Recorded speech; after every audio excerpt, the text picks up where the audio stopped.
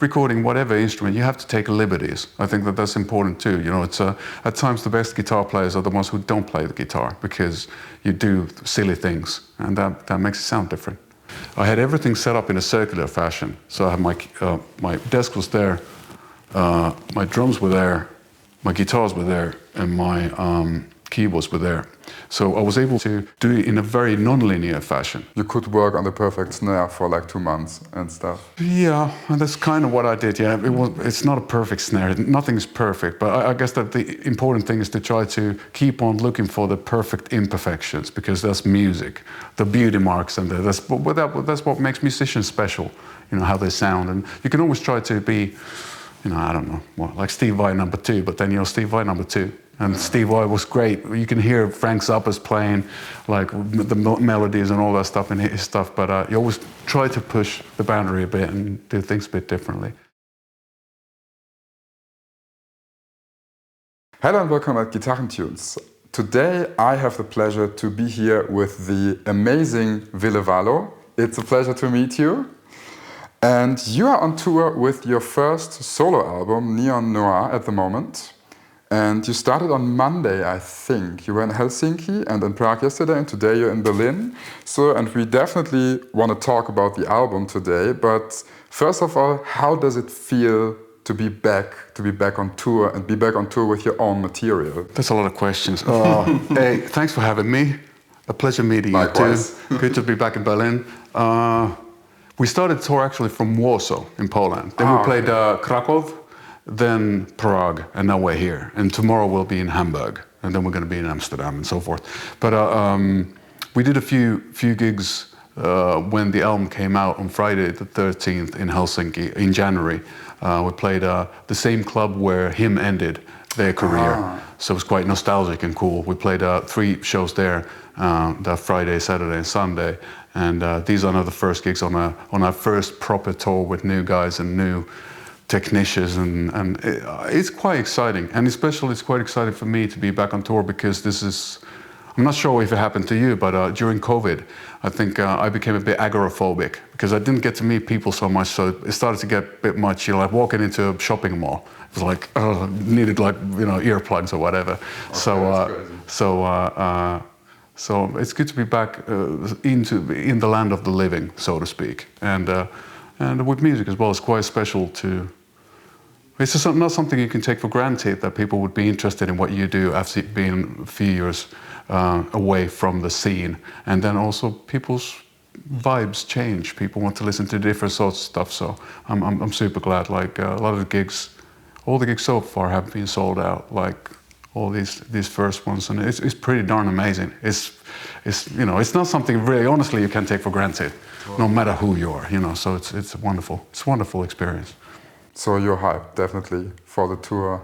Yeah, but yeah, famous last words. Got to be careful, but yeah, indeed. And it's a long tour. You know, we're playing about 25-30 shows here in Europe, and then we're flying over to North America, and then a ton of festivals, and we're working on continuing the tour later on in the year. So it'll be a proper one. It's also good. You know, I'm not getting any younger, so it'll keep me in shape, and you know, I want to put myself up to a challenge, as opposed to like be this like old Asian rock star playing every other day or whatever. That's actually my keyword for the next question, okay. Because I watched some interviews with you before today, so to prepare myself a little bit. And one thing that stood out for me was like I perceive you as a very progressive person. Like you always want to. You have a very, very straightforward approach when it comes to music. You want to break rules, you want to take a risk. And you had this, I quote, you said, it's boring to play it safe. So you like to challenge yourself from time to time. Isn't it? Well, I think it is boring to play it safe. We all come in different shapes and sizes, don't we? You know, and you know, in Finland we have a saying, let all flowers bloom. So it's good that people are different. And, but I think that, you know, if I don't have the butterflies, you know, that's sort of like the sense of excitement. It feels to me like I'd be one of the zombies in a Netflix series. Yeah, totally. You know, which is kind of cool, but. So, but from this, it's boring to play it safe. The question occurred to me that on your new album, Noir, what are things you did there that was not playing it safe? Well, on a sort of larger scale, the fact that I decided to play all the instruments by myself, to produce it and to record it, I think that was actually the tallest order, because I had recorded some vocals before, but tracking drums and whatever, it was a challenge. I will definitely ask you about that as well, because that's just a madman move what you did there. Yeah, I think, but once again, you know, it sounds completely mad to think that I just did what I did, but then again, it was a great experience, and on like various levels. I've been in the studio so many times doing different kinds of stuff with him and then with other bands too, and I know that world quite well, and so to speak, I learned from the best. So I've been watching great engineers and producers for the past like 25 years. So I had an idea, you know, when a snare sound is going to be decent. But yeah, it was quite mad. It took a long time, but that was the blessing in disguise of COVID, because you couldn't tour, you couldn't do anything, and I did this whole thing so that there was no label at first, so nobody was pushing, like breathing down my neck and telling me when to get stuff done. So I was able to take my time, and you could work on the perfect snare for like 2 months and stuff. Yeah, and that's kind of what I did. Yeah, it's not a perfect snare. Nothing's perfect, but I guess that the important thing is to try to keep on looking for the perfect imperfections, because that's music, the beauty marks, and that's what makes musicians special. You know, how they sound, and you can always try to be, you know, I don't know, like Steve Vai #2, but then you're Steve Vai #2. And Steve Vai was great. You can hear Frank Zappa's playing, like the melodies and all that stuff in his stuff, but you always try to push the boundary a bit and do things a bit differently. At least to yourself. It might be that the listeners are not going to hear it that way, and they probably never will, but that doesn't matter, because the process is very important as well. Yeah, totally. I'm all about process, and I'm very interested in your process as well, because I did some research, and I really stumbled upon that thing that you said you wrote the songs, you put together a home studio in your home. Yeah. You did the engineering yourself, yeah. And you also did the producing, let's say, yourself, which is usually you have like at least 3 people for that, and you decided to make this a one-man job, which is, and I think in the other interviews people don't stress that enough. This is just a crazy amount of work, and I find that very brave when people decide to go there and, you know, say like, I'm doing my own thing, and it's really challenging.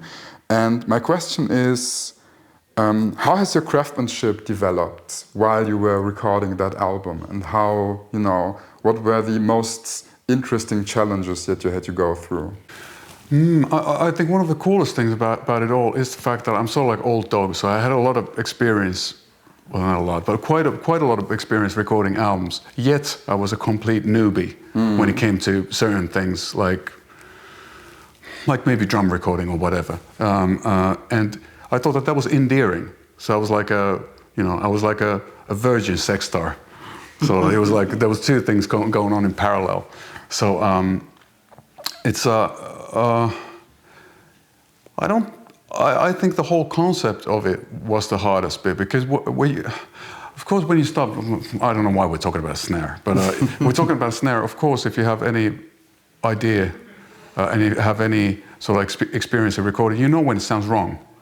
And that's the thing that people forget these days, especially. You know, a lot of thank God for gear space and all that stuff. I'm willingly ready to admit it. You know, to be able to get little nuggets of wisdom from a lot of people. But I think people do tend to forget the simplicity of things. So you grab a mic, you put it somewhere. If it doesn't sound good, you move it somewhere else. It just takes time. And you have to remember the drums have to sound good, and it has to be tuned nicely, and hopefully get the room sound decent, find the right place in there. It is work, yeah. But then why do we do it? We do it because that's what we do. I do music. I've always been doing music, and music is my safe place and my safe zone. And doing it by myself, it was easy also in the way that I didn't have to explain any of the sounds I was hearing in my head. I was just able to record them and go for it and kind of follow the sound, especially keyboards or sound. When talking about keyboards or effects, that's stuff that's very hard to explain verbally. Totally, yeah. So it was kind of super easy just to figure out weird combos, because I like to use a lot of hardware, so weird combos, and then all of a sudden you just, something grabs your attention, and then you follow that lead. And I think that that's what being creative is all about. And then seeing where that takes you opens up a new corridor and a new place of madness, a new rabbit hole. And I love that. It was really meditative, and it was really sort of, it was really crazy. It had that sort of Salvador Dali feel to it, which was abstract and kind of psychedelic, and I really enjoyed it. I really enjoyed it because, to me, how it felt special was the fact that I think I've never been as intimate with music as I've been with this album, because I was there, and also the fact that I wrote and recorded a song at a time. So I started from nothing. I started from silence. Yeah.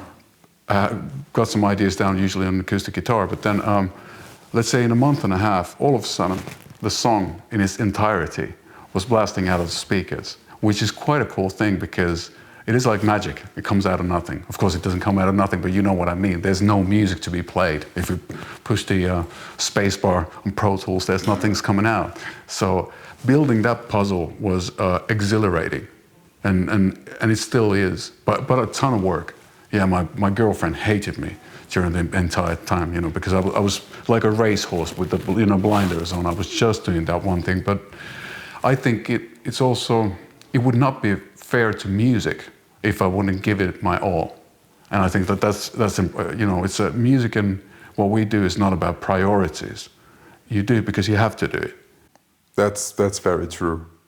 So one following up question to the last thing, or one of the last things you said, is that you started kind of with your guitar and maybe with the vocals, and then you produced everything.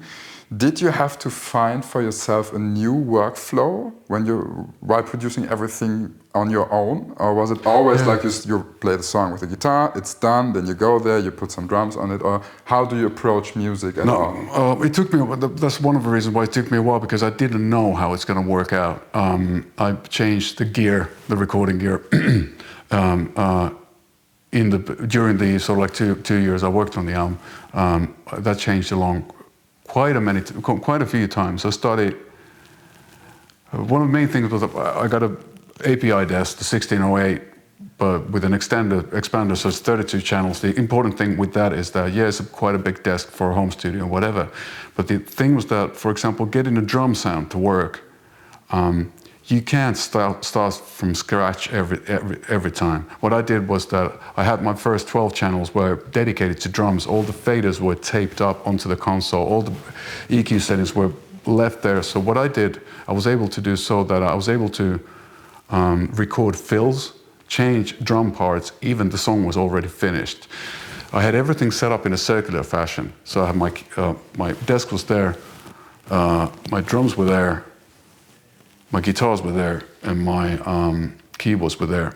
So I was able to do it in a very non-linear fashion. Bands, as you know, bands usually somebody writes the song, he or she brings the song to the rehearsal place, you rehearse it, you maybe demo it, then you start recording, and usually it's first week or 2 weeks is drums, then it's bass, then it's rhythm guitars and so forth. But with this thing, I did everything in funny orders. Because if all of a sudden I found out, because I didn't have a band, so I wasn't able to hear a song being developed by playing. Luckily, you're able to play all the instruments. A bit.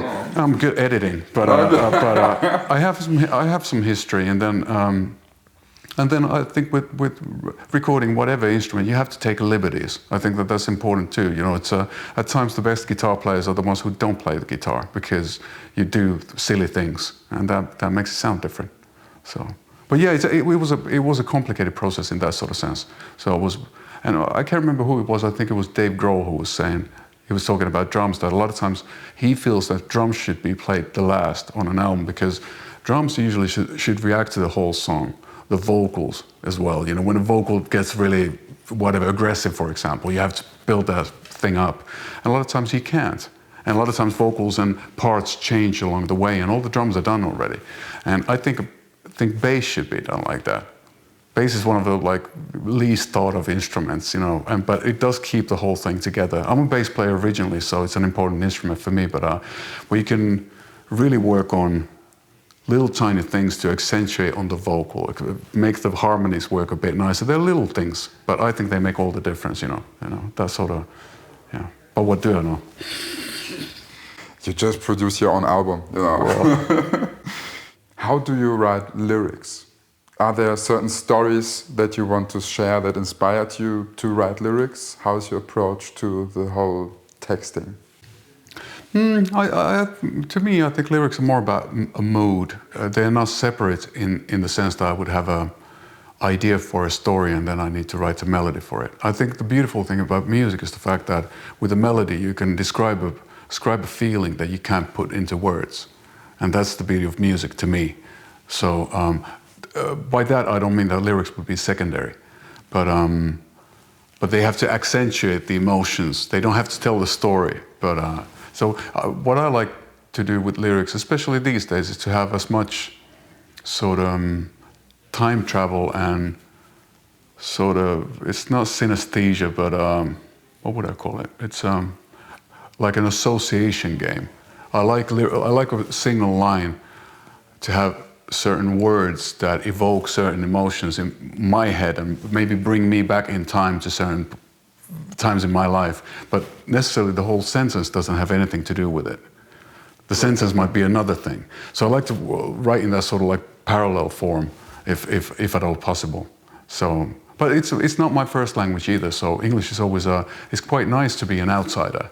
So I'm not constrained. But then again, at the same time, since I'm a bit overly careful with it. But I have a couple of friends who help me out as well when it's chicken out. I don't have any glaring errors, which can happen. So, but yeah, I don't really. Lyrics are quite tough, I think, on various levels. You don't want to come off as being too intelligent, too sort of like besserwisser, know-it-all, whatever. You don't want to be too earnest, like too serious and too honest. But you don't want to be jokey. So it's a fine line between having your tongue a bit in the cheek, but yet being heartfelt, and saying it hopefully in a non-cliched manner. And then again, music and lyrics are about, you're building a world, especially when it comes to rock and roll. It's like GER talking, you know, you're building a world around the whole thing. And it has its own imagery, and I've been doing this for quite a long time, so you could basically say I've been writing the same song since the 90s, starting to build that world with its own visuals and its own colors and colorways and all that. So, but yeah. But as you can see, I'm an overthinker, so that's what I do, and I love music. So yeah, but it is my thing. Overthinking. Yeah, no, music, but I think I care for it so much that I do overthink it. I can relate, actually. Not going there now, but I can relate. Do you have a favorite song on Noir? I like Heart Full of Ghosts. Yeah. It's a song that is a bit different from what I've done in the past, and it's one of the, I think that's one of the latter ones I wrote for the album. And the cool thing is that I had gotten into the flow in a way that it's like when you start working on the song, time flies, and all of a sudden you kind of like wake up with a new song. You don't know how you did it. It's like a good gig. You go on stage and you don't remember anything what just happened. And if you're sober, that is, it's a good thing. You know, that you get lost in the moment. And with that song, for example, I truly got lost in the, both lyrically and also, hey, actually coming back to the previous question regarding the process, I think that was what was quite important to me was recording and doing all that stuff by myself was the fact that I was writing, producing and engineering at the same time, which means that I didn't have lyrics first and the sort of like the whole song first, but I was able to actually have the sound speak to me. You know, if I found a cool fuzzy guitar thing that I thought that, hey, I should have more of this, I was able to, you know, morph the song a bit. And I think that was an important deal with this all. A lot of times those things are separate. The lyrics are separate and the skeletal structure of a song is separate, and then you start sort of like to flesh it out. But this time around I was able to change everything very last minute, and that also made it take a long time. But sorry, to your point. No, that's all very interesting. Thank you very much for your answers. I have one or two quick questions for the end. Yeah. What's the last record that you enjoyed a lot? Not your own record, but by anybody else? Well, you can never really enjoy your own record. You can be happy that you got it done, but you can never be a fan of your own music, you know, because you know the process. There's a few things I like. Deaf Heavens. It's not a new album anymore, but Deaf Heavens, Infinite Granite, I think it's called. I think they came out during COVID, and it's a great album because I think that they stretched the boundaries. It doesn't sound like anything else. I'm not sure if you're familiar with it. It's like an American band, sort of like semi-hipster band that did black metal. They mixed shoegaze with black metal. So they have blast beats and shrieky vocals, but then those shoegaze are really clean and pretty guitars. And it's a weird band, but now they changed. They had that Justin Metal, what's the producer guy who produced M83's last album and who used to play in Beck's band, a great bass player, and Justin Metal Johnson, I think is his name. And so he produced the album, and now it sounds like a messed up The Smiths with a bit of metal influence. It's not heavy really, but it's really rare to hear albums that sound like something you haven't heard before. And in a good way, you know, not in an experimental way. They would be so far out that you couldn't be able to listen to. But take a listen. I think that's quite a good album. It came out maybe 3 years ago. I definitely will. One last question. I kind of stole from a podcast I heard recently, but it's such a good question. I wanted to ask you. What are 5 albums you couldn't go without? Well, that's a devious question because the albums I know the best, the ones I sort of can't live without. I know that. I know them. No, but the fact is that I know them so well that I actually don't need them. So let's say if there would be a deserted island somewhere, I could sing all the Black Sabbath songs, so it doesn't really matter. I can like come up with the goods in my own head. You wouldn't take a Black Sabbath record to the island? No, if I'd only have 5 things, you know, then I'd probably take, you know, a spoon and a fork or whatever. But regarding albums, maybe Sabbath Bloody Sabbath by Black Sabbath. That'd be a good thing. Or it is a good thing for me. Something by the Sisters of Mercy. Maybe the Some Girls Wonder by Mistake, which is a collection of their old EPs and singles they released in the 80s. That's a great album. Antics by Interpol. It's an album I adore. I just love that album. Amazing album. Yeah. Oh, you dig it? Because a lot of people don't, for whatever reason, dig it. They dig the one before, Turn on the Bright Lights. And but Antics somehow, when I heard it, it just happened at the right time, as music does. Maybe Deepish Mode. Yeah, that's a good Songs of Faith and Devotion. And then Raw Power by Iggy Pop and the Stooges. That's 4, isn't it? Let's say I have a 7-inch for the theme music for Twin Peaks. I really like D'Angelo Badalamenti's theme. It's a beautiful, beautiful song. That's an interesting pick. Okay, 5 albums it is. 4 albums plus 7-inch single. Sorry about it. You know, we got to do things differently over here. I will just take it. So, Ville Valo, it was a pleasure meeting you. Thank you for your time. Thanks for having me. And I hope we will see you again next time you're in Berlin. Let's do it. Definitely come to the show and have a great tour. Have a great concert tonight. Knock on wood and all that. Likewise, have a great life. Thank you. You know, it sounds easier said than done. So all good. Much love from the north, and catch you soon. Bye.